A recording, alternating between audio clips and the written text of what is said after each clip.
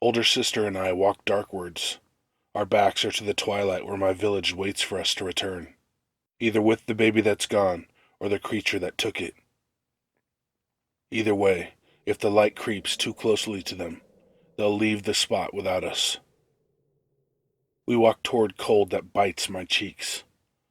I breathe out steam and pull the scarf that father knit me over my mouth. Older sister breathes out nothing. She doesn't need to. She's as cold as the woods. Older sister is not my older sister. I don't have a real older sister.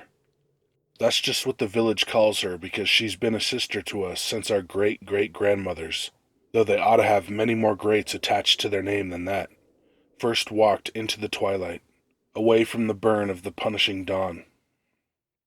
This is farther away from my people than I've ever been. It's so cold in the darkness. I only pull down the scarf to eat the jerky father gave me. I hate the silence.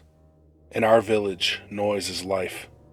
The livable twilight, roots found in the soil for stew, honeyed wine ready to drink, men singing, children screaming with laughter, and fires lit in the open, that older sister makes sure draw the attention of no one but other humans looking to barter before the dawn chases us once more. Silence is death. Though I don't pretend older sister is anything else, I still don't like it. We have moved into the land of death by moving beyond the twilight.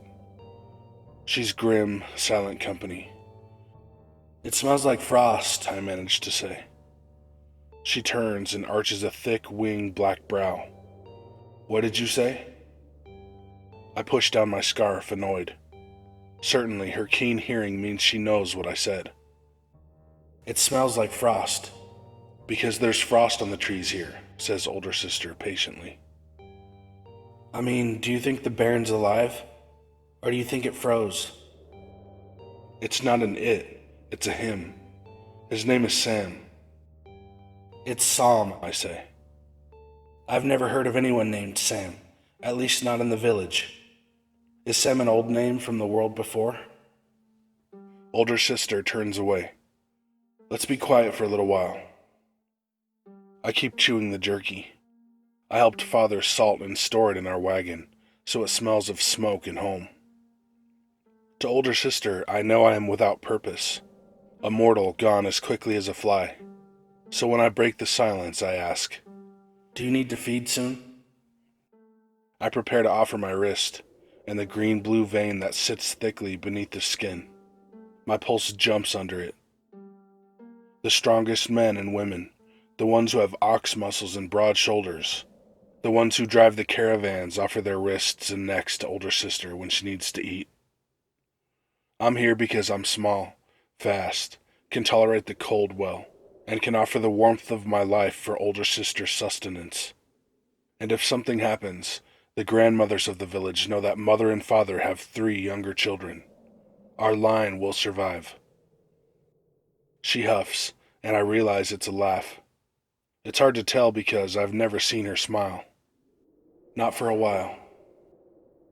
Even in the cold, I can feel my face heat with shame for my ignorance. My apologies for not knowing how often you eat.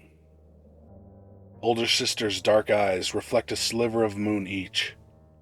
I wonder if the older brothers and sisters of other villages, whatever they choose to call them, are as striking as she, with her set jaw and her thick brows that nearly meet in the middle. No, you shouldn't keep track of that. You have other things to worry about. Mortal things? Exactly, she says. I suggest you take your fur-lined boots out of your pack soon and put them on. It only gets colder from here. So you've been out this far before? Not alone. We would be lost without older sister. Long ago, we would have fallen prey to sirens, lurks, and all manner of night-stomping beasts. Older sister, without us, would be lost too. I forget sometimes that this goes both ways. When sweet Alliston saw her baby was missing, older sister immediately looked for his scent. She used a shirt with holes in it. Alliston's cousin, Lisbet, was supposed to be minding the child as he sat in his tilted chair. Lisbet, A quiet girl who had just reached her majority told the grandmothers she saw nothing. One moment the baby was cooing, the next, the chair was empty. The grandmothers are angry with Lisbet. I think that's why she left the village soon after, her face red. I wonder if she's joined a new caravan. We walk, and purple glowing blossoms push out of the frost. This is indeed the land of the dark. A willow weeps with leaves that cast a blue light. I pluck one off a vine, but the leaf immediately turns dark gray. When I release the vine, it shivers and murmurs against the others, creating waves of blue light. In the glow, I can see older sister glare. You reached your majority last New Year. Please act like it. I throw away the leaf. Only the grandmothers know what New Year means. Do you? Yes, she says. It's an old thing, like the ruins. And like the ruins, it's of no use to anyone. The ruins are their own form of death, worse than the dark when we come upon them. They show the world used to be different. According to the grandmothers, people used to build homes without wheels and live in them, not moving, letting the hot sun run over them like water. Mother says to me quietly that it's wise not to believe everything they say. If you're bored, I'll speak to you. Her voice is soft, but something about it makes me fear her more. Only if you're respectful. I don't like her, but I do respect her. I'm just tired, sister. There's only one time before I've been this cold. When? I pause. I thought everyone in the village knew the story. I fell through the ice on a pond when I was small. I lost the hole I made to fish and had to find another. I broke through the ice and was blue when I came out.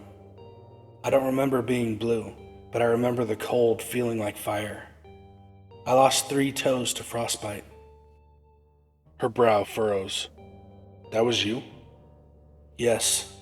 Not your great aunt? No, older sister. I can take off my shoe and show you my foot for proof.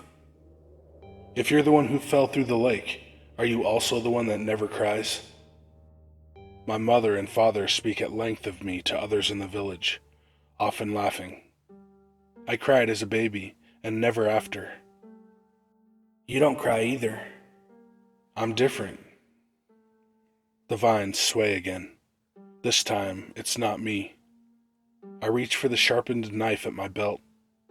Maybe it's because I don't know how to cry that I don't properly know how to fear either.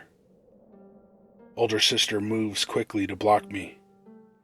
A woman parts the vines of the willow. She looks like Alliston in the caravan, peering out from curtains made of clicking beads. As the woman draws forward, the light catches an unsmiling mouth. Then the folds of robes that do not move. Tightly braided hair that seems of one mass, and a shoulder where an arm has been broken free. I say broken because the place on her shoulder is roughly hewed. The woman is made of stone. Not in the way I am made of stone because I don't cry, or how sister is made of stone because she doesn't age. Some who drink blood look like her, but she is different in other ways from older sister. Lurks are older sisters and brothers who don't have villages or anywhere to feed. They're not as cruel as sirens, but they are just as dangerous because they're hungry. Older sister keeps me still. What would I do? Let my knife grind against the thick stone neck? It would do no good, and blunt the blade besides. Lady, says older sister, we apologize for walking through your home. The stone woman lifts her good arm toward us. Older sister moves forward and grabs it.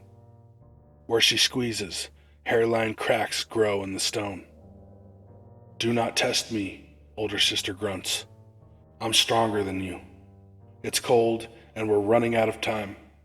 We're looking for one from the caravan I protect. A baby. I hold my breath. What if the lurk takes offense? What will happen if the lurk fights back and succeeds in killing older sister? What will happen to me? The lurk moves her head. The stone grinds once more, and I realize there's a seam at her neck. She pulls her good arm out of older sister's grasp and points through the luminous neon willow vines. She then holds up 2 fingers. "Ah," says older sister. "Thank you, lady." The lurk, without regarding me, moves away. On her back, I see she has small stone wings, one of which is smaller than the other. The vines sway and close behind her, hiding her in blue light. I exhale. How did you convince her? A lie. I don't think I'm much stronger than her, really. Older sister shrugs one shoulder. Their lineage is so strange. Cold. I try to joke with her. Colder than yours? She nods. It's a difficult contest, but one we're resigned to losing. I laugh. Something of my fear of her melts, though not all. "Come," says older sister. "It will be 2 miles. Then we'll find what we find." By my count, it's only 1.5 miles. We first hear a sound like a lamb crying. Then, through the glow of the trees, I see another woman. This time, she isn't made of stone. She turns. Lisbet, ruddy-faced. It looks like she's been crying. And in front of her is the baby, Psalm, face ugly and wrinkled with sorrow. He lies in his wool wrappings on the ground. He wails. I doubt he likes the cold either. Damn, I had hoped it wasn't another human. But I take out my knife. Older sister puts a hand on my shoulder. "Oh, Lisbet, what have you done?" "Stay right there." Lisbet holds a knife of her own. Rather than pointing it at me, or more stupidly, older sister, she presses it to the stomach of the baby. "I have to give Alliston's child until I have my own." Older sister snarls. "First you hid Psalm, didn't you? Then you took him away with you into the forest. You lied." Have you dipped yourself in the dawn? I ask Lisbet. Have you gone drunk with madness?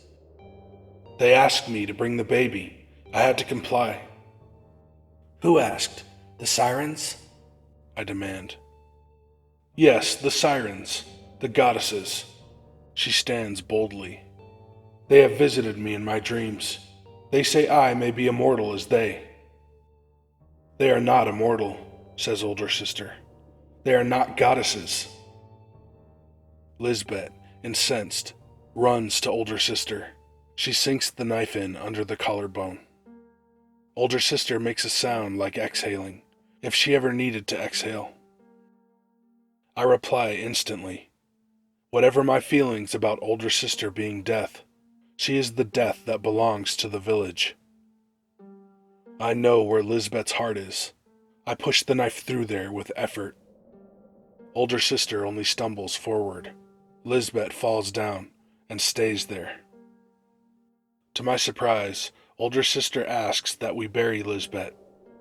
I convince her to have some of my blood first, so that her flesh may heal. When we are done digging, our fingers are creased in dirt. I'm not convinced the sirens won't still find, dig up and eat Lisbet, but we cover her and pat the earth flat. On the way back to the village, older sister asks that I carry the baby. My skin's too cold to warm him. To my surprise, she looks sad. For her sake, I carry the baby so he can look back over my shoulder at her. She follows me this time, and when I look back, I see her making faces for Psalm so that he trills and laughs. Her look is that of love, I realize, for the baby, the village, and all that is mortal that she's able to protect.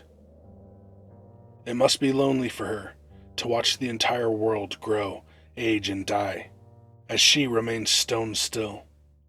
Always older sister.